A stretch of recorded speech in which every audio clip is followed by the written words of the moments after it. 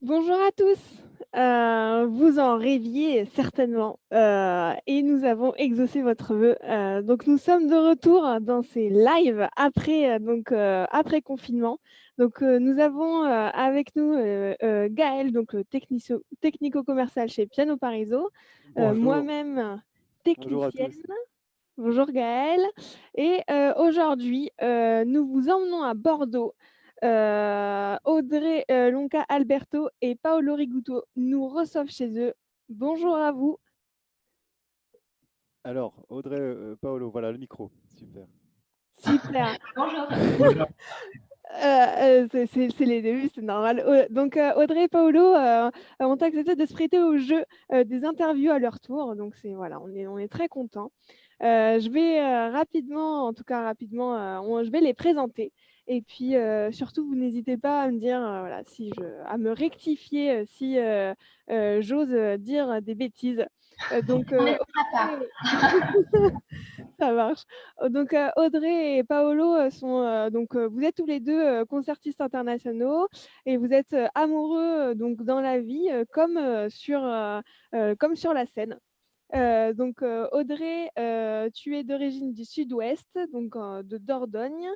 Tu es issue d'une famille de musiciens. Donc ta maman est professeure de piano, je crois. Donc tu obtiens tes diplômes au Conservatoire de Limoges à 13 ans, rien que ça. Ensuite, c'est le départ donc pour Paris, où donc tu obtiens ton diplôme supérieur d'exécution à l'unanimité avec les félicitations du jury. Puis en 2014, le diplôme supérieur de concertiste qui vient clôturer donc ce cycle d'études musicales des plus qualitatifs. Et donc durant cette période-là, vous vous rencontrez, Juste là. si je dis pas de bêtises. Vous formez un duo à quatre mains, donnant naissance à votre histoire, en tout cas générale. Mais comment vous avez ces infos-là, vous? Ah, mais c'est mon On petit a nos doigt qui me sources, on le a nos dit. sources. Alors, en réalité, on s'est rencontrés un petit peu plus tôt qu'à cette période, mais bon, on ne le dira pas parce que ça va faire jeune, mais on s'est rencontrés lors d'un stage à Bayonne qu'on faisait tous les deux avec Jacques Rouvier. Et ça remonte un Ah, le Pays Basque. peu en 2006. Ouais. On a Oh un là vieux là. couple. Bah ouais, alors un vieux couple, oui et non. En 2006, en tout cas, c'est voilà, mais c'est bien aussi ça. On a un peu les deux, voilà, les deux façons de vos deux vies et c'est plutôt sympa. En tout cas, pour discuter, c'est sympa. Et donc ensuite, vous partez pour Bordeaux où vous êtes actuellement. Donc avec projet l'ouverture d'une école de piano, donc l'atelier des pianistes que vous avez aujourd'hui. Donc Paolo a un parcours à peu près similaire. Donc il commence le piano à 6 ans d'un papa donc lui-même concertiste. Paolo, donc tu suis d'abord l'enseignement. Alors j'ai peur de mal, je vais l'appeler par son prénom, Rena. Et ensuite, alors si je vais le tenter quand même, Cherechevskaya, Ouais, bravo, le long petit mot, à l'école avant donc d'intégrer la classe de Fernando Rossano au CRR. À 18 ans, tu rencontres Brigitte Anjurer, c'est ça? Engerer, Engerer, pardon. Engerer, pardon. Et, entre dans sa et tu entres dans sa classe au Conservatoire national supérieur de musique et de danse de Paris. À l'unanimité du jury également. Et donc après 5 années dans cet endroit, tu obtiens ton master de piano avec mention très bien, mais on n'en doutait pas non plus. Enseignant à la Schola Cantorum de Paris. Tu as ensuite suivi Audrey dans l'aventure de l'atelier des pianistes à Bordeaux, donc que vous avez créé ensemble. Voilà, donc pour tous les auditeurs qui nous regardent, n'hésitez pas en tout cas à poser vos questions en live. Voilà, si vous avez des interrogations, si vous avez des commentaires, si vous voulez les encourager, voilà, n'hésitez pas. Voilà, en tout cas, on le transmettra. Et donc, allez-y, Audrey, Paolo, la parole est à vous. Moi, je vais juste me permettre de rajouter une petite précision parce que je pense pas qu'on l'ait cité et c'est une personne qui a énormément compté dans ma vie musicale. C'est que donc à l'école normale de musique de Paris, j'ai fait toutes mes études avec Éric Berchot, qui était assisté de Pavlos Liagourakis. Et c'est une personne à qui je dois énormément dans ma vie de musicienne. Donc voilà, je trouve ça important de le citer. Wow. Eh ben ça c'est super. C'est super. Bah, écoutez, merci. Voilà, on va faire que de vous remercier, mais alors, merci oui et non, c'est-à-dire que bah, remercier à Audrey et Paolo d'être avec nous, ça c'est super. Ils ont répondu, en 2 minutes, c'était OK, on est avec vous, mais ça, ils sont comme ça, Audrey et Paolo, quand on les connaît. C'est des gens, de toute façon, ça se voit, ça se sur leur visage, ils sont super généreux, ils sont toujours partants pour tout, ils ont la pêche, ils ont le smile, enfin, c'est génial. Et il faut pas oublier qu'on ne serait pas là aujourd'hui si on n'avait pas eu plein de messages de nos internautes qui nous ont suivis pendant le confinement, qui nous ont un peu forcé la main sur le fait de continuer de reprendre, mais en fait on adore ça, donc ça nous éclate aussi. Pour être honnête, on aime beaucoup. C'est Donc, surtout que je trouve que c'est très sympa d'avoir un moment de partage comme ça, d'échange direct pour parler de ah musique, oui, de plein de choses. C'est du coup, enfin, vous présentez ça c'est ça. au Piano Parisa comme quelque chose de très spontané en fait, et du coup, c'est vraiment un plaisir, quoi. Donc, Ouais, c'est super cool, c'est on partagé. Et puis, reste l'apéro, puis on est bien. c'est ça. Mais ce qui est chouette, c'est qu'en plus, vraiment, là, il faut oublier pas, chers internautes, que vous n'êtes pas juste là pour regarder, c'est que vous pouvez vraiment intervenir et vous pourrez poser vos questions et Audrey, Paolo répondront. Enfin, on est là pour relayer aussi, donc c'est ça qui est super. Donc moi, pour commencer, ce que je voudrais dire, c'est que moi, Audrey et Paolo, j'ai eu la chance de participer à un de vos concerts privés il y a à peu près 3 ans maintenant.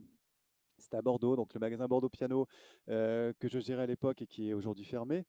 Je me souviens de ce concert. Vous nous aviez offert un moment merveilleux, un moment de partage extraordinaire, parce que faut savoir que Audrey et Paolo sur scène, ils offrent énormément à leur public. Ça transpire d'amour pour le métier, de respect pour les gens. Enfin, c'est du bonheur vraiment. Et voilà, pour rester un peu dans ce côté bonheur, je ne sais pas, est-ce que vous avez un moment fabuleux que vous avez vécu, que vous voudriez partager avec nous, quelque chose que vous n'auriez pas dit, qui serait passé sur scène, ou je ne sais pas, enfin quelque chose de...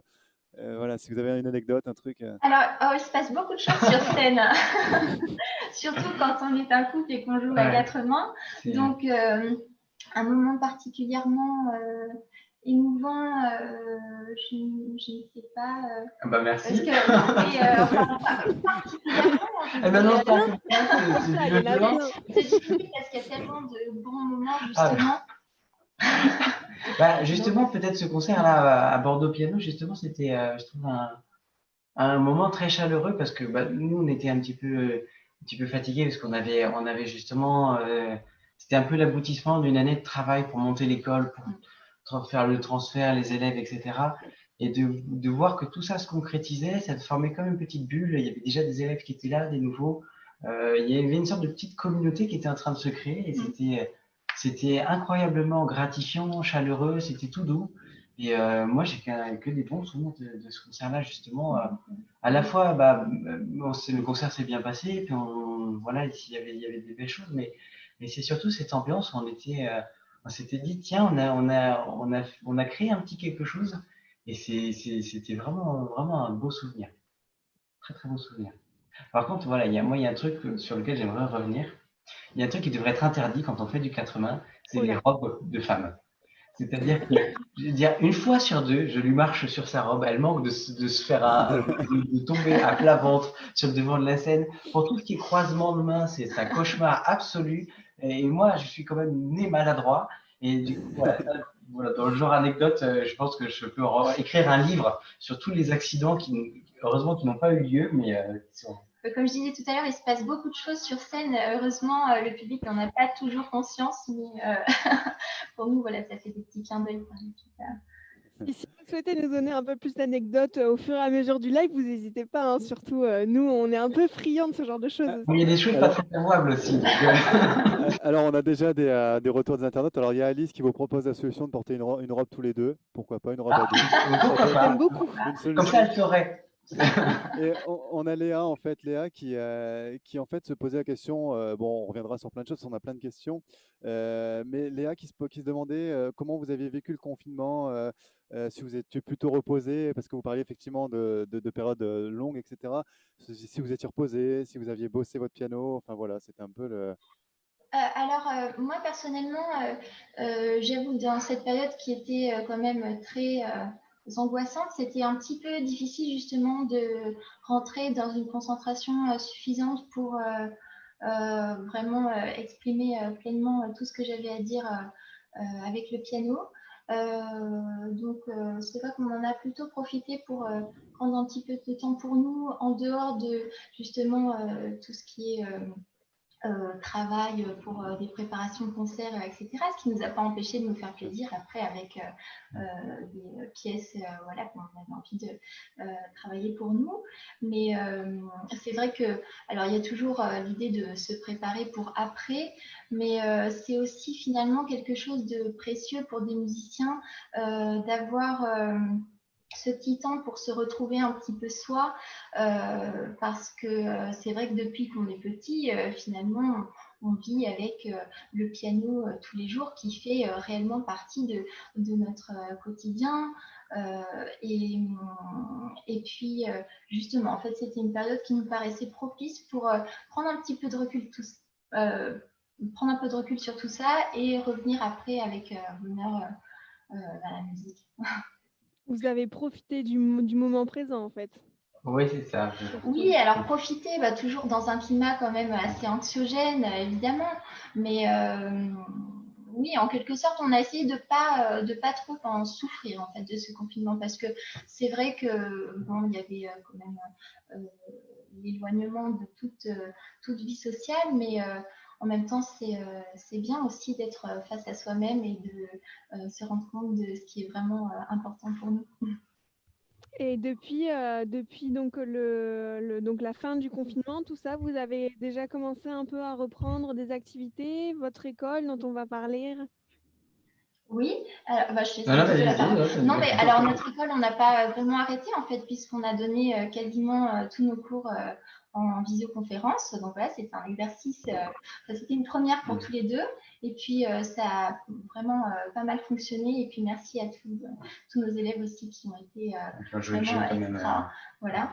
Donc, et puis là, oui, bah, ça y est, de toute façon, on a les dates des concerts qui ont été malheureusement annulées, mais qui sont reportées. Donc on se projette vers l'avenir de manière un petit peu plus Disons qu'on a l'impression facile que les dernières semaines. on a l'impression que c'est un peu une mini rentrée de septembre en fait. Donc c'est voilà, comme un retour à l'école. Donc il y a tout qui se, d'ailleurs qui arrive et qui revient avec une vitesse incroyable. Et on a l'impression qu'il y a une espèce de coup d'accélérateur, que ce soit les rendez-vous, les appels, les élèves, les concerts, les programmes, ce de trucs où justement on est passé d'une période totalement morte quoi, complètement à une espèce de frénésie. C'est un petit peu compliqué à gérer en fait honnêtement, mais bon, c'est la vie, c'est chouette aussi. Donc, de voir. C'est mieux comme ça aussi que, que la non-vie d'avant. Mais... C'est vrai que effectivement, ça a manqué à beaucoup de monde, en tout cas, voilà, de pouvoir discuter, la musique, le travail.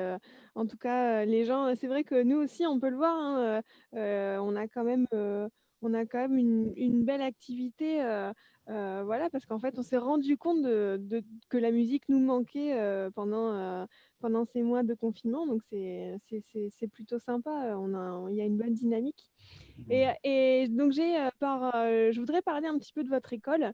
Votre école, donc vous avez a une marraine et c'est Claire Désert, c'est ça? Et alors dites-nous pourquoi et quels ont été ses conseils ou quels sont ses conseils aujourd'hui?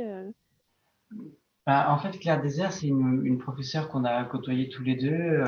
Audrey, toi, tu l'as vu un peu en stage. Moi, je l'ai eu en prof de musique de chambre au conservatoire. Et c'est une personne absolument lumineuse, en fait, qui a une espèce d'approche même de la pédagogie, d'attachement aux élèves aussi, qui est d'une humanité profonde en fait. Et enfin moi, à titre personnel, quand on commence à faire des concerts, quand on est dans ces cursus-là de travail, c'est des moments qui peuvent être aussi un petit peu angoissants parce que on découvre aussi ce que c'est que le track, gérer un concert, une pression, etc. Et d'avoir des personnes comme Claire Désert, c'est incroyablement rassurant en fait. Et puis, au-delà de tout ça, c'est une musicienne absolument merveilleuse, voilà, avec une générosité. Il y a des musiciens comme ça qui sont ouverts sur les autres, en fait, qui sont ouverts sur le monde. Et elle en fait partie. Et je sais pas, en fait, spontanément, comme ça, quand on a pensé à lui demander à quelqu'un de venir nous parrainer ou nous marrainer, du coup, on a pensé à elle parce que, voilà, pour toutes ces raisons-là, c'est une belle personne. Et on avait envie d'être accompagné dans cette aventure qui était pas si simple par une personne comme Claire Désert, en fait. D'accord. Donc c'était vraiment, l'idée, enfin c'était l'idée principale. Elle était vraiment la personne pour votre école. Oui, c'est ça, mais disons que enfin, on a eu tellement de professeurs aussi, de gens qu'on a rencontrés dans nos cursus qui nous ont marqué que c'est pas facile de faire un choix. Donc forcément, c'est forcément un choix un peu cruel parce qu'on est obligé enfin, c'est pas spécialement un honneur incroyable d'être de parrainer l'atelier des pianistes, mais quand même. Mais spontanément, c'était là, puis il y a une certaine fraîcheur aussi qui nous a porté. On trouvait que ça ressemblait l'idée de se faire marrainer par Claire Désert, ça ressemblait bien à l'idée qu'on voulait promouvoir dans notre petite école, en fait. Donc, ça correspondait, en fait. Ouais, votre école, elle est un peu basée, donc elle est sur cette dynamique-là. Bah oui, parce qu'en fait, on a créé c'est une petite école privée, donc du coup, et avec l'idée de pouvoir apporter de la musique à des publics aussi qui peuvent pas forcément rentrer dans des cursus de conservatoire pour tout un tas de raisons. On a aussi beaucoup d'adultes. Et de pouvoir aussi proposer une sorte d'alternative avec un niveau d'exigence qu'on essaie d'amener au plus haut, mais dans l'idée vraiment de partage en fait. Et je pense que c'est ce qui nous réunit aussi musicalement. Et cette idée-là de diffuser la musique. Et nous, on a eu la chance de connaître ça quand on est né en fait, et de pouvoir essayer de partager cette chose-là au maximum avec les publics les plus larges possibles. C'est presque une mission en fait du coup. Donc, ça me tenait vraiment à cœur. D'accord. Et j'ai alors une question un peu qui va avec un peu ce qu'on a dit et pas forcément non plus, vous allez me dire. Donc vous avez créé cette école-là, vous avez des projets, vous avez réalisé plein de choses ensemble, séparément, etc.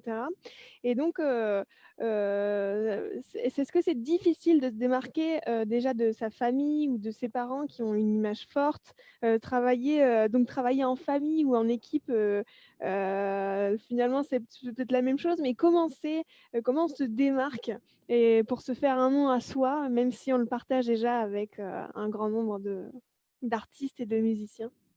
Joker. Alors, est-ce que voilà, de la relation parent-enfant ou est-ce qu'on parle de la relation de couple? Parce que c'est deux choses différentes. Alors, comme vous le souhaitez, on peut parler, c'était vraiment une question un peu large, savoir comment... Par rapport à vous, effectivement, plutôt à la base, de se démarquer de vos parents, etc., plus que. Alors, je pense que déjà, c'est pas parce qu'on fait forcément partie de la même famille qu'on représente une entité, hein. Chacun a sa personnalité propre. Voilà, moi, c'est vrai que j'ai la chance d'avoir une famille qui m'a toujours énormément soutenue et portée et qui m'a toujours encouragée dans cette voie-là. Et puis après, en tant que couple, je pense que l'un pour l'autre, on est aussi quand même d'un grand soutien.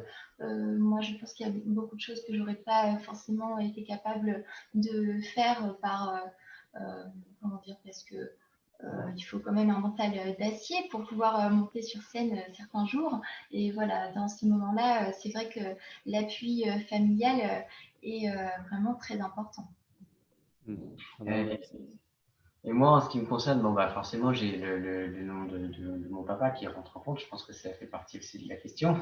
Donc, Un peu. c'est quelque chose, ça m'a énervé très très longtemps parce qu'on me ramène toujours à ça. Et qu'il y a forcément des mauvaises langues et puis ça fait partie du jeu. Mais euh, au bout d'un moment, ça sera comme ça toute ma vie de toute façon. Donc, enfin, ça sert à rien de lutter contre cette chose-là, sur le fait que bah, forcément il y a des points de comparaison qui n'ont absolument pas lieu d'être, mais qui seront toujours là. Et quoi qu'il arrive, même je pense que quand j'aurai 80 ans, on en reparlera toujours. Carlos Kleiber, on parle toujours d'Eric Kleiber. Ok, voilà, c'est alors que c'est deux musiciens qui n'ont strictement rien à voir. J'adore mon papa, mais je veux dire, je joue un peu différemment de lui et c'est normal. Et voilà, c'est comme ça. Alors, il y a des jours où ça me saoule gravement parce que, notamment quand je suis sur scène, que je m'apprête à jouer et que l'organisateur fait le panégyrique et la bio de mon père juste avant, c'est pas très très confortable. Mais chacun sa croix, quoi. Tout le monde apporte quelque chose, tout le monde a un complexe, a quelque chose à Ceci dit, véhiculer. si je peux me permettre, ça arrive aussi qu'on me présente comme la femme de Paolo Minuto. Ah oui, C'est ça pas c'est forcément plus agréable. Donc, c'est voilà, le comble du chacun. machisme. Ça. Donc, mais en 2021, en 2020, c'est étonnant que ça arrive encore, mais voilà. Mais ça sert à rien de lutter de toute façon, c'est comme ça. Et puis il faut vivre sa vie de toute façon, donc voilà. Et C'est puis, pas évident, mais tout le monde a quelque chose contre quoi il doit lutter aussi par rapport à ces enjeux-là de jouer sur scène. On a tous un complexe de quelque chose. Alors parfois il est plus ou moins grand, il est plus ou moins prégnant, mais je pense que si on arrive à le gérer, on en sort un peu plus grand. oui, et puis il y a beaucoup d'admiration respective, je pense, dans nos deux familles pour les musiciens que nous sommes tous. Donc, voilà, c'est avec beaucoup d'amour, tout ça. Ah oui, c'est super. Sauf quand on travaille ensemble.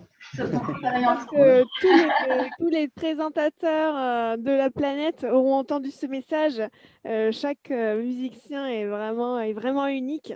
Et voilà, c'est vrai que c'est chouette de présenter un peu les personnes qu'il y a autour, mais voilà, chacun a son talent et il faut le montrer. Mais Voilà. de toute façon, on est toujours, je sais pas, peut-être qu'il y a beaucoup de gens qui ont besoin de se rassurer aussi, parce que il y a aussi, quand on va écouter un concert aussi, on va faire une expérience qui est pas forcément super confortable, parce que on va se plonger dans le monde des sons, dans un monde qu'on ne peut pas maîtriser, qu'on peut pas, qui peut nous déstabiliser. On peut faire pleurer quelqu'un avec trois notes. On peut le faire rire aussi. Donc c'est quelque chose, c'est quand même un saut dans l'inconnu qui, quelque part, pas forcément toujours confortable. Et enfin, même si on y va pour le plaisir, a priori, sauf certaines personnes, je ne juge personne. Mais et du coup, enfin, ça arrive souvent qu'on mette l'étiquette sur quelqu'un, dire ah oui, un tel, c'est le fils de, c'est le mari de Audrey Lonca Alberto, c'est le disciple d'un tel, lui c'est le spécialiste de telle musique, et on a tous une étiquette qu'on nous colle, alors à plus ou moins grande échelle, mais moi mon père par exemple, il est catalogué pianiste qui joue Chopin par exemple, alors qu'il joue très très bien Beethoven. Aussi. Donc, voilà, on met les gens dans des cases, en fait, c'est comme ça, mais c'est humain, quoi. Donc, c'est pas très très grave de toute façon. Oui, tout à fait. Et du coup, bon, ben, on a plein de retours. Et du coup, on a un certain du coup, Bruno, un certain Bruno Rigouto, qui du coup, que vous devez un peu connaître, du coup, Excellent. J'espère qu'il ne dit pas trop de bêtises. qui pose une question et qui voudrait savoir, en fait, quand vous jouez ensemble, est-ce que le piano, il a quelque chose à dire sur vos tempéraments différents? Voilà. Voilà la question de Bruno. J'ai pas entendu, tu peux répéter? Alors, est-ce que le piano a quelque chose à dire sur vos tempéraments différents? Voilà. Alors, est-ce que le piano a quelque chose à dire? Bah, le piano, il nous subit un petit peu, hein, Ouais. c'est-à-dire comme voilà, quand on est en répétition. Je sais pas, je sais que moi, par exemple, si j'écoute Audrey à l'aveugle, je sais que c'est elle, tout de suite. D'accord. Et donc, effectivement, ça en dit long sur son tempérament. Je la reconnais tout de suite. Je la reconnais, mais c'est positif, c'est positif. Je la reconnais humainement, en fait. Et effectivement, ça en dit long sur le tempérament respectif, en tout cas. Donc, Et du coup, on a Sarah qui a une question un peu similaire, effectivement, qui en fait, qui se pose la question, elle veut savoir si c'est différent pour jouer, pour vous de jouer en couple ou de jouer seul. Elle veut savoir si vous avez arrivé à reproduire les mêmes choses seul ou si le fait d'être en couple, ça apporte un truc en plus dans votre musicalité, etc. Dans votre... Alors, c'est complètement différent. De toute façon, nous, voilà, c'est vrai que la formation à quatre mains, c'est quelque chose qui nous plaît énormément et qu'on essaie de développer beaucoup dans le répertoire, etc. Mais après, on s'épanouit aussi tous les deux énormément en tant que soliste. Et c'est important de rester soliste en plus de travailler à quatre mains. Surtout qu'effectivement, dans le quatre mains, il y a quelque chose de très particulier puisqu'on partage son instrument. Et ça, c'est quelque chose d'un petit peu inadmissible pour un pianiste, parce que nous, voilà, c'est notre instrument, on est tous seuls sur la scène. Hein, et ne raconte pas les chocottes quand on répète sur son piano. Hein. Moi, j'ose plus jouer. Non, mais donc, on aime bien s'envoyer des petites piques comme ça à chaque fois qu'on nous parle.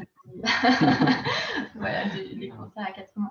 Mais non, c'est extrêmement enrichissant de travailler ensemble. Mais je pense que, enfin, moi, je travaille avec Paolo à quatre mains comme je travaillerais avec n'importe quel musicien, pour le meilleur et pour le pire d'ailleurs. Mais voilà, c'est très enrichissant évidemment parce on a deux tempéraments, je pense, bien marqués. Et puis voilà, ça donne lieu à des échanges plus ou moins vifs. Mais c'est toujours très intéressant. Non, moi, je remarque un truc, c'est qu'à chaque fois que je travaille avec Audrey ou même avec un membre de ma famille, voilà, au hasard Berigouto, les répétitions, c'est toujours très compliqué parce qu'il y a beaucoup d'affectifs et donc du coup, la moindre remarque peut être interprétée. Moi, je deviens incroyablement susceptible. Donc, vraiment, je perds beaucoup de QI quand même. Et du coup, voilà, je prends la mouche très vite parce que j'ai pas envie de décevoir la personne que j'aime, quoi, du coup.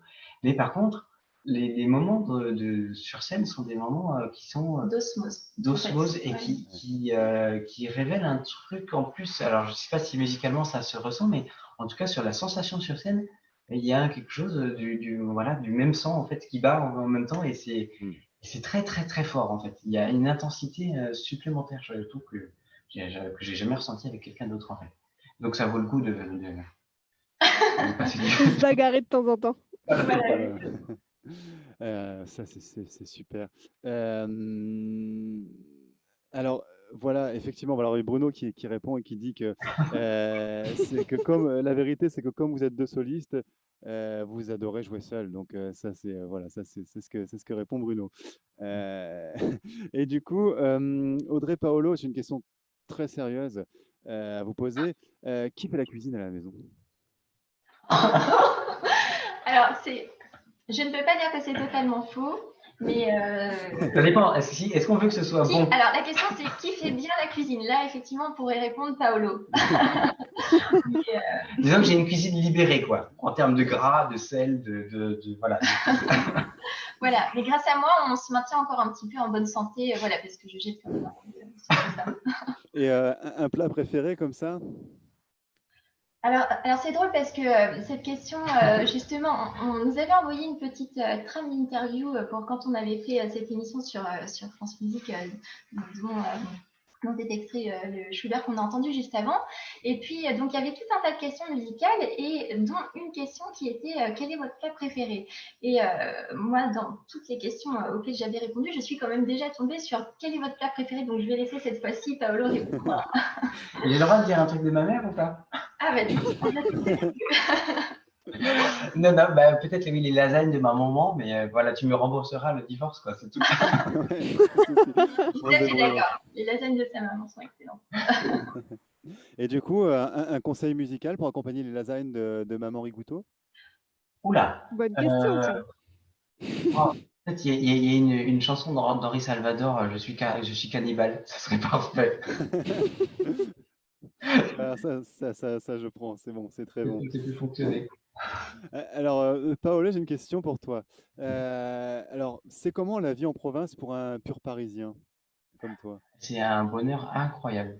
C'est-à-dire que, en fait, honnêtement, quand on a lancé l'école, on est parti un peu comme deux fous furieux. Je connaissais Bordeaux, j'avais joué 2 fois, mais enfin, le trajet bébête de la gare à la salle de concert, à l'hôtel, etc. Et donc, je connaissais pas du tout. Et j'avais entendu des surnoms, du genre la belle endormie, ce genre de choses. Donc, concrètement, je pensais qu'il y avait, j'étais parisien vraiment, pur souche, vraiment idiot. Et je pensais qu'il y avait un petit centre-ville de 4 pâtés de maison et c'est tout. Et en fait, il y a une vitalité, une douceur de vivre ici qui est incroyable. Les gens font la fête tout le temps. C'est un bonheur incroyable. Et puis il y a une vie culturelle aussi Ouais. quand même En plus, ouais. à Bordeaux. Il y a des choses, il y a que des choses magnifiques à voir. C'est un bonheur absolu en fait. Et donc, en fait, honnêtement, je pense pas que je pourrais revenir à Paris maintenant en fait. Même quand je mets les pieds à Paris, déjà l'agitation, je rentre dans le métro, je peux plus quoi du coup. Donc Tu penses alors déjà à fuir. avant j'aimais le métro quoi, donc j'étais parisien à ce point-là. Donc mais maintenant je dis qu'est-ce qu'ils ont. Je me permets de raconter une petite non. anecdote puisqu'on a dit qu'on en était friands. C'est qu'on revenait quand même d'un voyage à Venise. C'était il y a déjà plusieurs années. Et Paolo, dans le métro, m'a quand même dit, ah, là, je retrouve les odeurs de chez moi. J'étais content. Donc voilà, donc il y a eu un grand écart, mais franchement, il y a mais après, j'avais déjà vécu de toute façon, j'avais vécu à Avignon 4 ans, donc une expérience loin de Paris, donc attention, mais c'est important de décloisonner tout ça parce que voilà, on se rend pas très bien compte. À la fois, il y a tellement, moi qui suis un peu issu de deux cultures, on va dire maintenant, il y a à la fois des préjugés sur le fait de vivre en province quand tu viens de Paris, et aussi des vrais préjugés sur le fait de vivre à Paris quand tu viens de province. Et c'est tellement bête, quoi. Voilà. Oui, complètement. Disons que quand on voit le métro aux heures de pointe à Paris, il y a des raisons légitimes à être désagréable, quoi. C'est ce que j'allais dire. J'allais dire que ça m'a fait dans un sens que dans l'autre, sans vouloir prendre parti. Ben voilà. Il y a du travail. Hein. Et du coup, si demain je décide de partir en week-end à Paris, qu'est-ce que tu me conseilles comme visite? Tu m'envoies où? Comme visite, moi j'ai un amour profond pour le 5e arrondissement de Paris. Ah, Et, d'accord. voilà, le quartier latin, et surtout dès que tu montes sur la montagne Sainte-Geneviève, tout ce quartier-là, pour moi c'est mon Paris de cœur en fait où je respire là-dedans. En fait, je suis Ah, bien. on est d'accord, le mien aussi. Tu sais, moi j'ai fait mes études dans le 5e, donc Ben voilà. Donc, ouais, enfin dès que je reviens à Paris, je vais directement vers là-bas en fait. Donc, je comprends, je comprends. On va écouter peut-être le nocturne numéro 4 en mi bémol majeur de Gabriel Fauré, que tu as interprété, Paolo. Donc voilà, Barbara va nous lancer ça de suite. Alors je précise que du coup, c'est vrai qu'au niveau technique, pour pouvoir jouer de l'instrument, il faut quand même avoir un certain matériel. C'est pas toujours évident. Donc c'est vrai que selon les lives, des fois, on a la possibilité de faire jouer nos artistes en direct, et des fois pas. Bon bah là du coup, on passe vos vidéos, donc c'est un peu voilà, on préfère faire dans ce sens pour avoir une qualité suffisante, que c'est vrai, dans ce sens, c'est pas toujours facile, donc voilà, c'est pas notre métier de base, donc voilà. Barbara, tu es prête pour le C'est- lecture numéro 4? Ouais, c'est parti. Eh ben c'est super.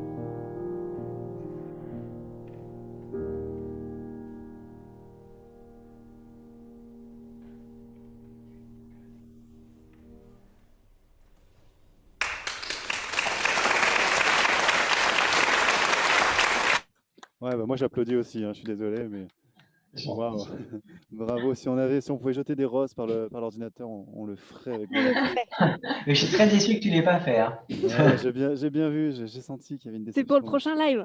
C'est ça. Euh, Et donc, être concertistes internationaux ensemble, donc évidemment, c'est pas très commun. En tout cas, moi, j'en connais pas beaucoup.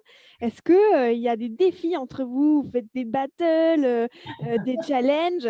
Et on a aussi une question de Alice Daré qui demande pour vous entraîner, vous vous rappelez des bouts de morceaux lorsque vous êtes en déplacement et sans piano. Comment faites-vous? Est-ce que vous avez un conseil pour réviser ces gammes en voiture? Alors, C'est assez rare déjà qu'on ait ouais. des déplacements sans piano parce que déjà, bon, bah, on a évoqué notre famille de musiciens, donc où qu'on aille, il y a toujours un piano.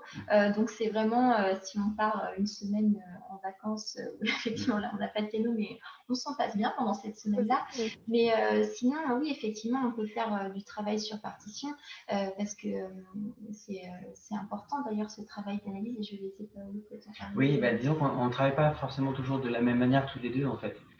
Moi, je sais que j'ai besoin de m'enfermer dans une petite pièce de 3 mètres carrés et de potasser mes partitions avant de faire une note. Donc, du coup, finalement, de ne pas avoir de piano, c'est plutôt un avantage pour moi. Euh, mais après, c'est vrai qu'il y a toujours un piano qui traîne quelque part de toute façon, donc il y a toujours moyen de travailler, voilà, de bricoler quelque chose quelque part, c'est toujours faisable.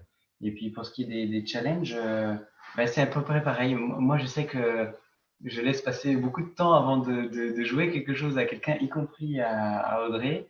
Et donc, du coup, je m'enferme dans ma petite boîte et puis je travaille. Et puis, quand je le sens, un mois plus tard, je joue quelque chose. Et Audrey, c'est un peu le contraire, en fait. Dès que tu as un truc que tu as commencé, tu me le joues 40 fois. Et alors, du coup, voilà, je connais super bien ces programmes. Et c'est rigolo, quoi. Mais on fait vraiment l'extrême inverse, quoi. Donc, mais on se challenge pas trop, je Non, il n'y a crois. pas vraiment de challenge parce qu'on est surtout tous les deux vraiment dans la bienveillance et en fait quand on s'écoute c'est avec beaucoup d'honnêteté aussi parce que c'est important. Moi je supporte pas quand Paolo me dit oh c'était très beau. Je dis mais pas du tout mais enfin. Je vais beaucoup discuter quand je fais un compliment. Ouais. Mais non, mais je plaisante, mais oui, voilà, on se challenge pas trop. C'est pas trop le genre de la maison de toute façon. Donc à la rigueur, on se fait découvrir des choses quand il y a un passage qui nous a vraiment touché ou une œuvre qu'on aime. Justement, on la partage, mais on se fait pas des compètes de gamme, quoi. Même pas de challenge technique du style celui qui a perdu paye une pizza à l'autre ou... Ah non, parce qu'il faut jamais parier avec elle, parce qu'elle ne parie que quand elle est sûre de gagner. En 13 ans de vie commune, j'ai gagné qu'une seule fois. Et encore, j'ai d'ailleurs, le gars, je vais toujours regarder les cookies. Enfin, bref. Mais donc, non, je sais pas, c'est pas trop le. Non, non, non, c'est vrai que. Par contre, on se bat pour des programmes respectifs parce qu'il arrive qu'on se réserve certaines œuvres, mais même pour dans 4 ans, 5 ans, et puis dans ce cas-là, on dit à l'autre qu'il a interdiction d'y toucher. Il y a des monopoles. Donc voilà, ça c'est un petit peu problématique des fois. Je sais que jamais de toute ma vie je pourrais jouer le deuxième concerto de Rachmaninoff, par exemple. C'est fini, quoi. J'ai fait mon deuil, c'est bon. Il est pris, quoi. Voilà. Mais moi, j'ai de la chance que je joue des choses qu'elle n'a pas forcément envie de travailler de toute façon, donc du coup, ça. Et, c'est drôle. Du coup, quel rapport vous avez avec le piano? Quelle relation? Est-ce que du coup, effectivement, parce on sait tous, plus vous que nous encore, parce que nous, on est des amateurs, hein, mais est-ce qu'il y a de la jalousie qui se crée des fois? Parce qu'on sait bien qu'il y a une espèce de relation des fois qui se crée avec son piano. Il y a quelque chose des fois qui se passe. Donc est-ce que des fois Audrey peut être jalouse de voir Paolo passer 3 heures avec le piano ou inversement Enfin, Non, moi, franchement, non. Au contraire, moi, je suis plutôt content quand j'entends Audrey travailler parce que je sais que elle est en train de créer quelque chose, qu'elle se réalise dedans et du coup, puis je suis à côté, donc c'est pas comme si vraiment j'étais hors de sa vie pendant qu'elle travaille, quoi. Donc, du coup, Comme en général, moi, je travaille sur partition, là, j'essaie de ne plus l'entendre, du coup, parce que sinon, je n'arrive pas à travailler. Donc, mais sinon, non, franchement, il n'y a pas on n'est pas très possessif par rapport à ça. Donc voilà, je sais pas si on travaille autant qu'on devrait, du coup, de toute façon. Mais ça, faut pas le dire. Mais ça, faut pas Non, dire. ça faut pas le dire. Mais on est sérieux, mais bon, enfin, je sais pas, toi, quand tu me vois travailler. Moi, je suis très contente que tu aies fait pas de problème. Et d'ailleurs, en parlant de travail, comment fait-on pour être un bon prof? Vos recettes pour transmettre ce dont vous avez envie, ces idées, les techniques. Comment on fait pour être un bon prof? Alors, je pense que pour être un bon prof, déjà, il faut avoir envie d'enseigner. Il ne faut pas que ce soit quelque chose d'alimentaire, qu'on est contraint de faire. Je pense que pour tous les deux, la transmission, c'était vraiment quelque chose de très important. Euh, Moi, dès toute petite, je disais que je voulais être pianiste concertiste, professeur de piano et pâtissière. Voilà. Donc, bon, il y en a un des trois que j'ai dit, malheureusement. Mais c'est important d'avoir cet amour de la transmission, du partage, qui est totalement différent du partage de la musique qu'on peut faire sur scène, en fait. Hein. C'est un rapport complètement différent à tout ça. Et après, recette miracle, je pense qu'il faut être bienveillant, mais à la fois très exigeant parce que la musique est un loisir très exigeant. Malheureusement, on ne peut pas juste prendre un cours de piano par semaine, regarder le piano tout le reste de la semaine et puis ensuite revenir prendre son cours. C'est pas comme ça qu'on avance. Donc, il faut moi, je pense qu'on peut trouver du plaisir dans le travail. Voilà, donc il faut le faire comprendre des fois à des élèves petits qui ont évidemment plutôt envie de jouer d'autres choses que le piano. Moi, je pense qu'il faut aussi être gentil, patient aussi, et puis surtout, je pense qu'il faut avoir envie de comprendre la personne qui est en face aussi. Parce que on est face à des processus créatifs, en fait, qu'on maîtrise pas forcément. Moi, je sais même pas tellement, en fait, comment ça fonctionne. Je sais comment ça fonctionne pour moi, comment j'arrive à me libérer, comment j'arrive à imaginer des choses, à le transmettre, mais parfois, j'ai des élèves que je sais fonctionner totalement différemment de moi. Et c'est un exercice aussi particulier de se mettre à la place de son fonctionnement et d'essayer de guider la personne à la fois, parce qu'à la fois, il faut transmettre un savoir, des connaissances, mais aussi il faut accompagner quelqu'un pour qu'il fasse aussi ses propres interprétations, ses propres réflexions, qu'il se libère aussi. Alors, je suis pas psychologue, donc du coup, on est très vite limité là-dessus, mais quand même d'accompagner quelqu'un pour trouver le mot juste qui va lui permettre de vraiment s'exprimer et d'imaginer les choses, de comprendre la musique. Et voilà, et c'est ça, enfin, moi, en tout cas, ce qui fait partie à 50% de ce qui m'intéresse dans le métier de professeur, j'adore la musique, j'adore la transmettre, mais j'adore aussi accompagner quelqu'un pour l'aider à grandir dans la musique et à devenir aussi un créateur, quoi, en fait, quelque Oui, part. et puis c'est vraiment ça, c'est vraiment cette vision du professeur plutôt comme un guide que comme un modèle en fait. Il ne faut pas essayer de faire en sorte que tous nos élèves jouent exactement comme on aimerait qu'ils jouent. Moi, des fois, je suis très surprise quand j'entends certains partis pris d'élèves et je me dis tiens, j'y aurais pas pensé et c'est vraiment intéressant. Donc, c'est enrichissant dans les deux sens en fait.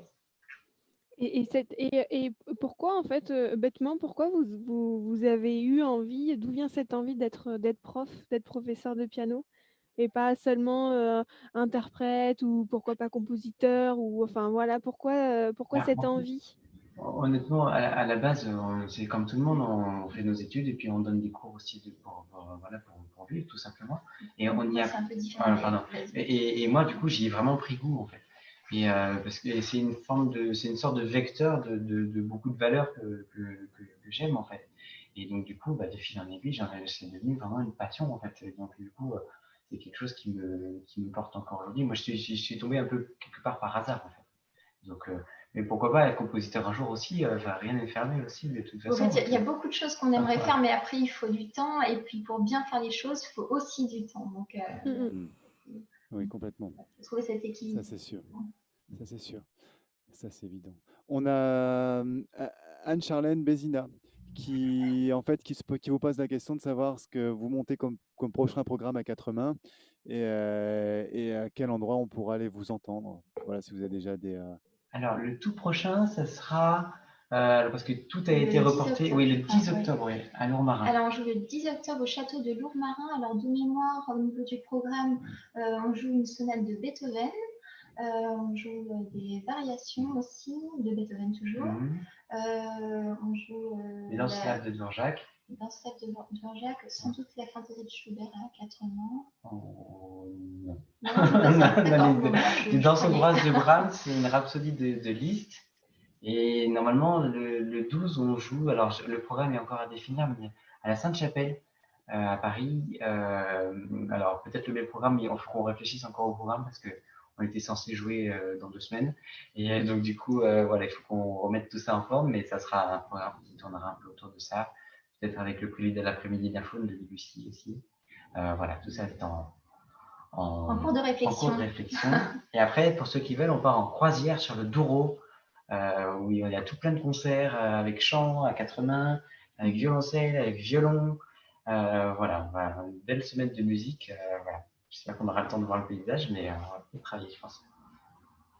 Avec le temps, effectivement, maintenant qu'on a le droit de sortir, vous allez pouvoir pas mal bouger. Alors ensuite, voir le paysage, je ne sais pas, mais travailler, en tout cas, ça c'est chouette. Déjà, Oui, ouais. une Là, chose là, ça se pour l'autre. concrétise, parce que le truc, c'est que on avait déjà des concerts prévus pour l'automne, en fait, et du coup, Mhm. comme tous les concerts ont été déplacés, il y en a qui sont arrivés aussi à l'automne, donc ce qui fait qu'en gros, on va pas mal travailler entre septembre et janvier, et tant mieux du coup, mais du coup, il y a une espèce de compression de programme comme ça, on a à peu près 5-6 heures d'œuvres différentes à travailler. Donc là, il faut qu'on calcule à partir de quand ça devient vraiment très très urgent qu'on se mette à travailler comme des fous furieux. Ouais, Donc, ça c'est sûr. donc, Une question comme ça, qui a le meilleur piano? Oula, malheureux. C'est moi. Indéniablement, c'est moi. non, c'est pas vrai. Non, mais ils sont super différents, quoi. C'est ça qu'on dit en général quand on veut pas répondre. Mais ouais, le sien est plus doux, plus rond, en fait, je trouve. Le mien, c'est un gros bébé bien costaud. Et que je suis obligé de brider un petit peu parce que je l'ai acheté parce qu'il me plaisait et puis il avait une certaine puissance, mais la pièce pourtant elle est grande, mais elle n'est pas suffisante pour qu'il soit ouvert pleinement. Puis un piano, je trouve, alors je vais me mouiller parce qu'on parle à des accordeurs là et tout, mais j'ai l'impression que il suit un peu les affres de la vie du pianiste en fait. C'est-à-dire que moi, je sais que quand je suis pas bien, ou quand je suis stressé, ou quand ça va pas, ou ben, mon piano est pas beau, quoi. Donc, et par contre, quand ça va bien, que je travaille, tout va bien et tout, je suis tout amour avec lui. Donc, voilà. Mais on dit effectivement que le piano prend de ses pianistes, en fait. Pour ça qu'on dit qu'un piano a une âme et son âme grandit. Et c'est vrai qu'on a, sur les vieux instruments, bon, on sent qu'on est sur des instruments qui sont des fois un peu fragiles, mais on sent qu'ils ont beaucoup d'histoires, beaucoup de choses à nous raconter. Et ça, c'est super, on le vit au quotidien et on est heureux, quoi, on est heureux. Et puis surtout quand on a la chance de travailler sur des instruments qui sont entre des mains telles que les vôtres, et ben, nous, quand on passe pour régler, accorder, on le sent, Mais le ouais, c'est piano un nous le truc dit. que vraiment j'adore pour le coup, enfin que j'ai appris à aimer, c'est ce problème du pianiste qui, quand il change quand il va jouer, il va découvrir un piano, quoi. Et ça peut être embêtant parce que parfois on ne tombe pas forcément très bien, mais, euh, mais je trouve que c'est tellement rafraîchissant à chaque fois justement parce qu'on travaille sur un instrument et donc du coup on s'habitue à avoir des couleurs, des sonorités. Et puis le fait de basculer sur un nouveau piano, bah, il y a toute la structure qui reste en place, mais les couleurs changent un tout petit peu. Et c'est extrêmement inspirant. Je trouve que si on le voit comme ça, c'est un plus incroyable parce que d'un coup, ça donne une espèce de supplément d'âme avec des idées qu'on n'aurait pas eues. Et je trouve ça très, très précieux, en fait. Justement, nous, c'est un peu ces couleurs-là, en fait, qu'on va essayer de travailler avec le pianiste avant les événements, les concerts, pour que vraiment, il puisse y trouver vraiment 100% de plaisir et voilà, et qu'il puisse aussi se reconnaître un petit peu dans ce piano-là. Si, imaginons, il est complètement différent que celui qu'il a chez lui, et avec lequel il travaille, ben, ça va vraiment pas forcément être désagréable, mais ça va être perturbant. Et souvent, c'est des moments où, en tout cas, vous allez me dire si j'ai raison ou pas, il ne faut pas forcément être perturbé. Et donc, c'est là où on va pouvoir essayer de travailler un peu avec vous pour que justement, ce changement puisse autant vous plaire que, voilà, que le piano que vous avez chez vous, même s'il est complètement différent. Mm. Et moi, je me souviens, j'avais joué en Chine comme ça et c'était génial. Il y avait 6 pianos, un truc comme ça. Non, non, 4 pianos peut-être à essayer, super salle, un truc près. Je choisis mon petit piano, tout fier. Ça m'est pas arrivé souvent non plus d'avoir ce genre de conditions, quoi. Donc, j'étais super content et tout. Puis je choisis le piano, puis je commence à jouer. Et j'avais un nocturne à jouer en fa dièse mineur, qui commençait la mélodie vraiment avec fa dièse, fa, mi, fa, mi. Justement, il était magnifique, sauf cette note-là. Et c'était pas une vue de mon esprit, c'est-à-dire qu'elle était complètement dézinguée. Je sais pas si la corde avait sauté avant et que je sais pas ce qui s'était passé. Et je parlais plus mal anglais que maintenant. Donc, et puis l'accordeur chinois, alors lui, pas du tout, du tout. Donc du coup, j'essaie de lui montrer vraiment la note. Je dis ça, c'est pas possible. C'est à 2 heures du concert. Ça, non, tu me tues mon concert là. Et donc voilà, le type il me fait oui, oui, pas de problème et tout. Je n'avais rien compris, je pense. Et j'arrive au moment de rentrer sur scène et je me souviens encore, je me mets devant le piano, je me dis bon, qu'est-ce que je fais? Soit il l'a réparé, j'ai pas réessayé et tout va bien, soit de toute façon ça va faire un parpaing. Et donc du coup je dis bon, j'y vais franco, je lui dis je vais faire comme si j'avais envie de mettre un accent sur ce fa dièse et de le déclamer et il l'avait pas réparé. Ce qui fait que j'ai joué fortissimo. Quel beau C'est souvenir! drôle. Ah, mais ça donnait un style, hein, mais c'était particulier quoi. Et en fa dièse mineur, dans une mélodie, dans le médium aigu, le fa dièse, il peut revenir, donc on fait des contorsions. Je vais passer dessus délicatement, etc. Et ne Ah, pas la jouer, c'était pas du tout On- envisageable. Du ah, style, bah non, non, non, parce que on se propose un challenge justement au début, on l'annonce, on dit cette note-là, je vais pas du tout la jouer, vous allez voir, je vais vous proposer quelque chose de nouveau. ah ouais, mais ça serait super dur, parce que c'est comme d'enlever un mot sur 4, Oui. pas possible, quoi. Mais tu sais qu'on a un peu la même que toi, nous, en magasin. C'est-à-dire que quand on a des clients qui viennent essayer des pianos et que des fois on leur joue les instruments et on oublie, dans l'eau, il y a un piano qu'on n'a pas eu le temps de préparer, on l'a oublié, il n'a pas été accordé. Et là, tu commences à jouer le piano au client et le piano est faux comme tu peux pas imaginer. Et là, tu te rends compte qu'il fallait pas, surtout pas jouer ce piano. Donc, tu essayes de jouer le plus doucement possible, de ralentir, pour qu'on n'entende plus grand-chose. Mais c'est vrai que c'est souvent un peu Ah ben moi, catastrophique. j'ai eu aussi la sensation inverse. Une fois, quand j'étais à l'école, j'avais le stage en entreprise, quoi, c'est en troisième, et je l'avais fait avec des accordeurs du Conservatoire de Paris. Et donc, du coup, je fais la semaine et tout. Il m'avait fait réparer un piano et tout. Enfin, soi-disant réparer. Enfin, j'ai fait 3 marteaux, quoi. Enfin, bref. Et puis, à la fin de la semaine, ils m'ont fait un cadeau. Ils me disent, tiens, je t'ouvre le grand plateau d'orchestre avec le Fazioli de concert et tout. Et ils disent, je te donne 1 heure, tu te fais plaisir, tu fais ce que tu veux et tout. Moi, j'avais jamais vu ça de ma vie, quoi. Déjà, avec le couvercle, avec la housse en velours rouge et tout. J'avais jamais vu un truc si beau de toute ma vie. Et je joue. Et j'étais là, je faisais des nectars et tout, je me disais, c'est tellement beau, j'ai jamais touché un piano pareil. Et là, il y a un gars qui rentre et tout, mais vraiment remonté en me disant, il dit, vous savez où il est l'accordeur? Parce que le piano là sur lequel vous êtes en train de jouer, on doit enregistrer dessus, mais il est faux, il est horrible. Et il m'a cassé mon truc. Moi, j'étais en train de me dire que c'était le plus beau moment pianistique de ma vie, et en fait, le type m'a dit mais que c'était une horreur sur quoi je jouais, parce que je connaissais pas grand-chose. Et je lui ai dit, non, je sais pas. Ça, c'est drôle. Et du coup, t'as évoqué le mot Fazioli. Enfin, Fazioli, c'est une grande marque de piano italienne. Et du coup, on va en profiter pour peut-être écouter Audrey, qui joue du coup sur un 308 Fazioli, 3,08 m, donc le plus grand piano à queue du monde. C'est pas rien quand même. Donc Audrey qui a joué la sonate numéro 2, opus 36, le premier mouvement de Rachmaninov. Donc voilà, donc Barbara, tu peux lancer ça. Et on écoute.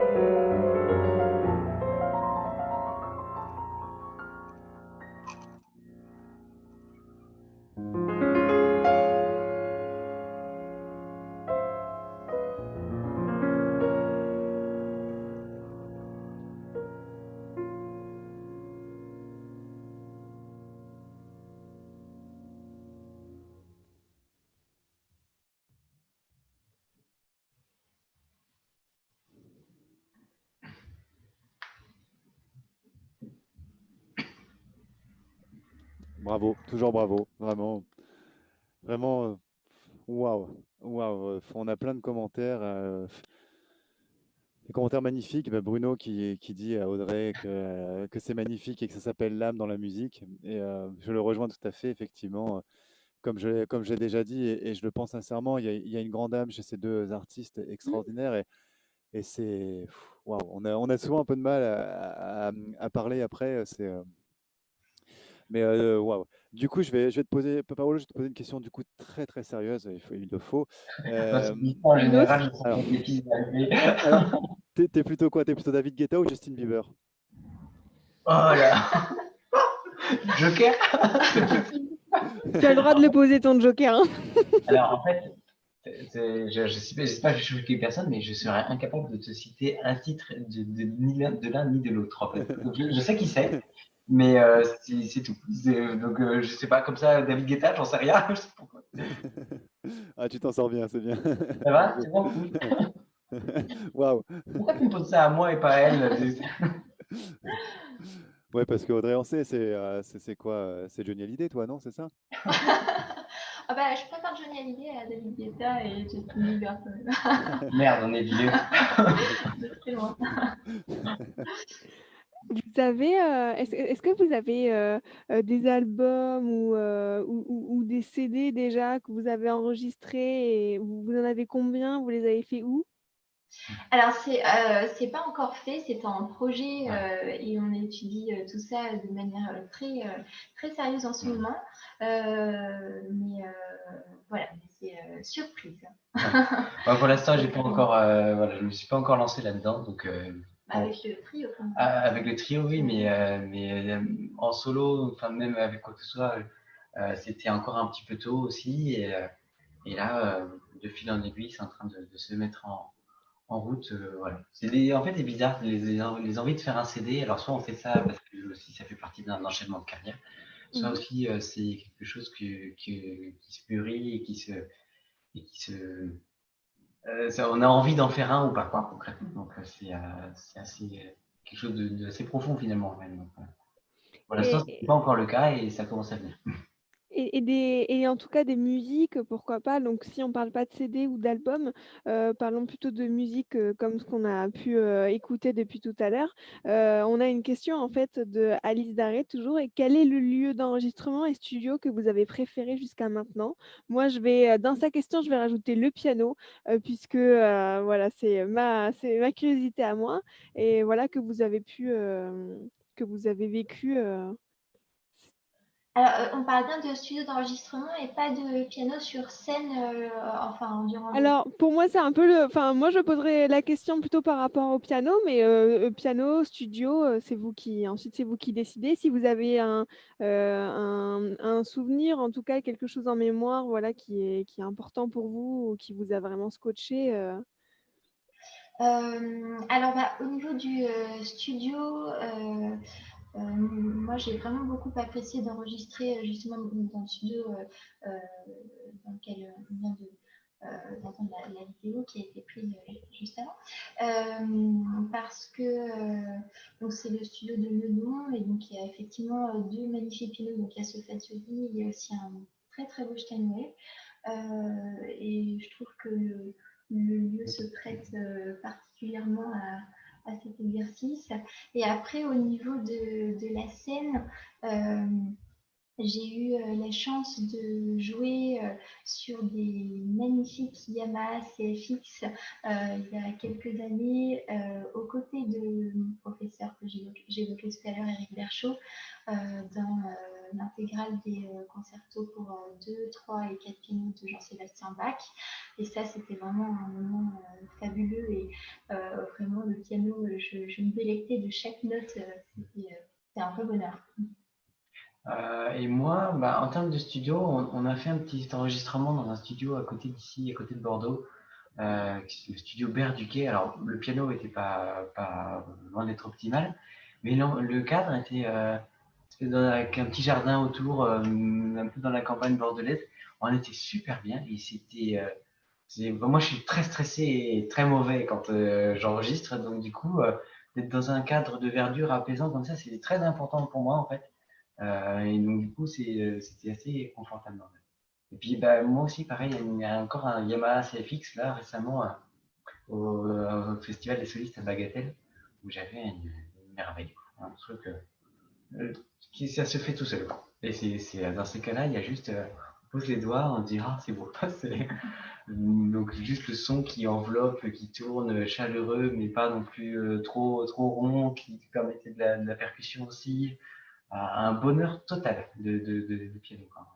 C'est un peu votre marque. J'ai l'impression, en tout cas de ce que vous dites, que voilà, les Yamaha, c'est un peu votre marque de cœur aussi. Alors, on n'a pas d'action chez Yamaha, hein, on a l'air d'en faire la pro Non. aussi.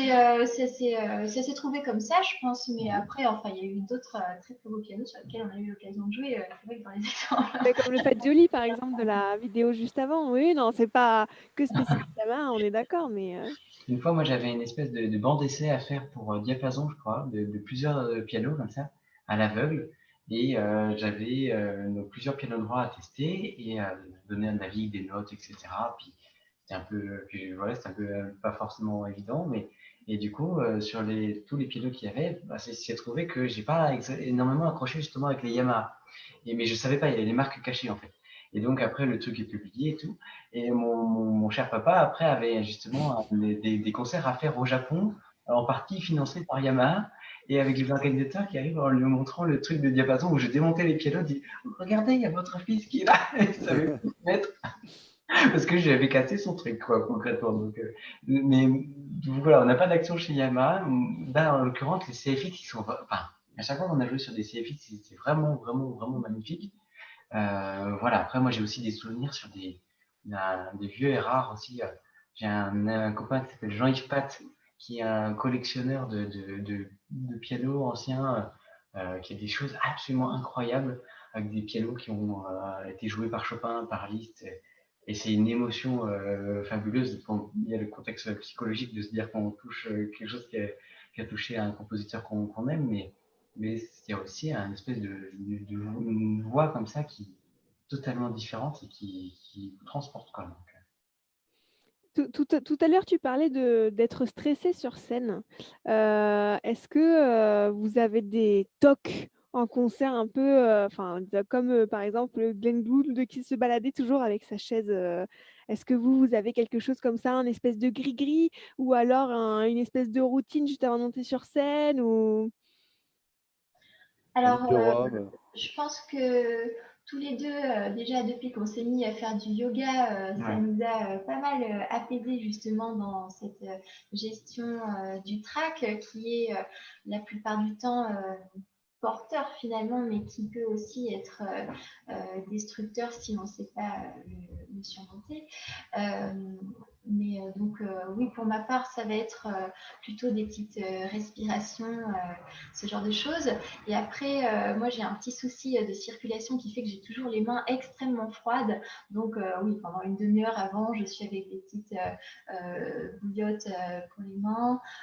J'ai une petite boule avec des picots pour activer la circulation. Enfin, c'est tous ces petits exercices-là. Mon seul but est de parvenir à tout prix à me réchauffer les mains. Donc, et pour toi Moi, je suis un bonheur pour les organisateurs. Parce qu'en fait, j'ai une espèce de pris une habitude, c'est avant de rentrer sur scène, le pire du moment d'une vie de musicien, c'est la demi-heure avant, parce qu'on peut plus rien faire, on est habillé, on a juste à attendre le truc, donc c'est pas toujours très très confortable. Et moi, je range. En fait, je range tout ce que je peux. C'est-à-dire que déjà, je range toutes mes affaires au cordeau, millimètre par millimètre.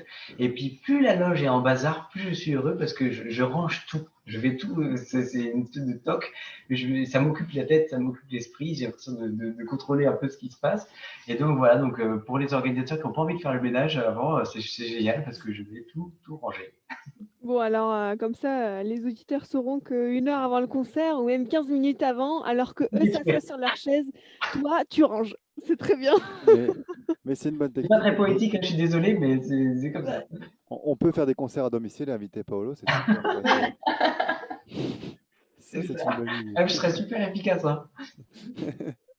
Pourtant, Ouais, je suis c'est pas trop sûr. un pro du rangement à la maison, mais avant le concert, je suis pas mal quand même. Bon, c'est bon à savoir. On est triste, très triste, mais bon, l'heure tourne. Ça fait bientôt 1 heure et demie qu'on est ensemble. Le temps passe trop vite. À chaque fois, on prévoit 1 heure, mais à chaque fois, on dépasse. On dépasse. Voilà, c'est comme ça. Moi, tout ce que je peux dire à Audrey et Paolo, tout ce que je peux vous dire, c'est bah, tout simplement bravo. Bravo pour ce que vous avez fait, bravo pour tout ce que vous allez encore faire. Du fond du cœur, merci, merci pour ce moment que vous nous avez offert.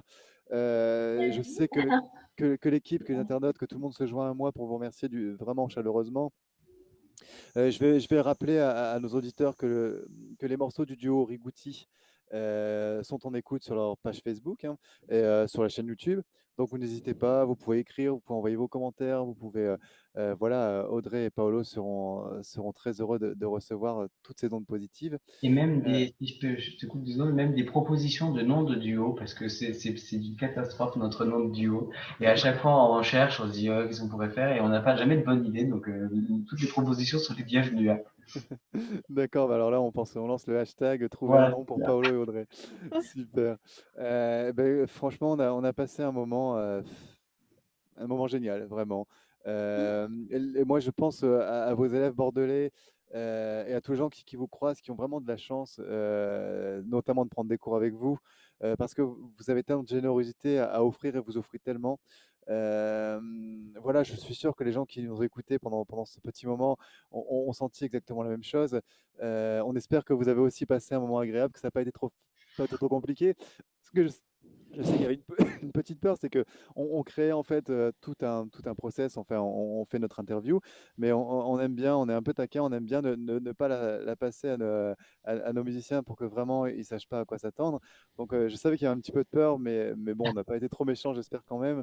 Non, non, Donc, Non, mais c'était franchement, c'était formidable, un merci bonheur, hein. beaucoup. Franchement. ouais, c'est gentil, c'est gentil. Donc on va effectivement du coup finir sur Brahms, donc sur un extrait des Valses Opus 39 que donc vous avez fait en duo.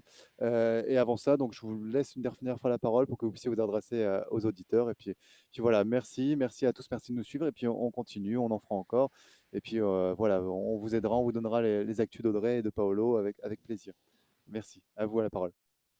Bah, nous, peut-être on voudrait juste vous remercier parce que, je veux dire, on pourrait pas avoir des moments de partage simples, chaleureux comme ça s'il n'y avait pas des belles personnes en face. Donc, ça tient aussi à vous. Effectivement, on savait pas trop à quelle sauce on allait être mangé, donc, mais c'était super sympa et moi j'ai passé un trop beau moment. Et puis, par rapport aux personnes qui peuvent nous écouter aujourd'hui, merci à eux de continuer à aller, de recommencer, même en l'occurrence, à aller au concert pour continuer à faire vivre la musique classique, c'est important. Donc, Ouais. voilà. Et moi, j'aimerais, du coup, moi aussi, j'aimerais. Donc, merci beaucoup. Et mon petit mot, ce sera bah, voilà, j'espère en tout cas vous retrouver un jour, bah, pourquoi pas sur notre CFX, puisque nous avons la chance d'en avoir un, et Alors, pouvoir un peu, puis voilà, et vous écouter en vrai, et voilà, pouvoir partager un peu cette passion et puis cette énergie en fait que vous nous donnez et que vous donnez un peu à tous vos élèves et à votre entourage, et qui est plutôt agréable. avec, Grand Voilà. plaisir. avec Donc, grand plaisir. on va terminer sur une note un peu drôle. C'est Alice qui propose les deux pieds dans la robe comme nom de scène. Ça peut être vraiment sympathique. Pardon, on n'a pas entendu Les deux pieds dans la robe. les deux pieds dans la... Ah, pourquoi pas, on va essayer. Ah bah, je le fais déjà à chaque fois que je marche dessus de toute façon, donc j'ai déjà un passif, hein. Bon, super. Bon, merci. Donc, Barbara, tu peux envoyer le morceau. Et donc, à très bientôt, chers internautes. Et puis, au plaisir. À très vite. Ok.